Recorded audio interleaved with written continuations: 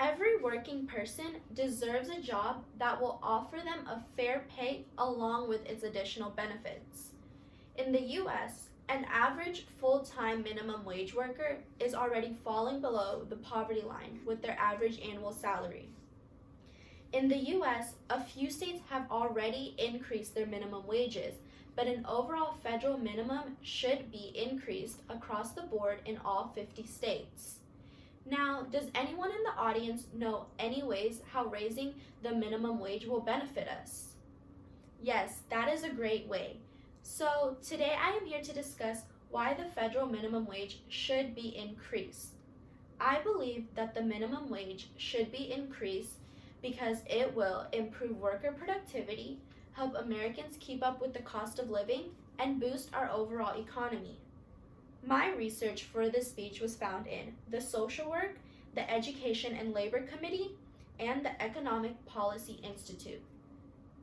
So first, I will discuss how a raise would improve worker productivity. Higher wages allow companies to attract better employees. Jobs with higher wages tend to be more desirable to employees. So employees will often work better and harder because they don't want to lose their jobs. According to the Education and Labor Committee, studies by leading economists found that employee morale and work ethic increase when employees believe they are being paid a fair wage. They have also linked higher wages to better physical and mental health and reduced decision fatigue, leading to higher productivity. A 2010 article from economics Laura Buscelli and Curtis Simon concluded that when workers are earning more, they are often less absent from work for other related reasons besides illness. Next, I will discuss how this will help Americans keep up with the cost of living. So the cost of living in the United States is rising continuously. Housing and medical care costs continue to increase, making it harder for Americans to save. With higher wages for housing, food, and energy, that means that consumer prices are raising faster than wages. And in the United States, Alaska became the first state to increase their minimum wage above the federal level. And according to a Social Works article, an increase from $7.25 to $10.10 would lift 900,000 people above the poverty level.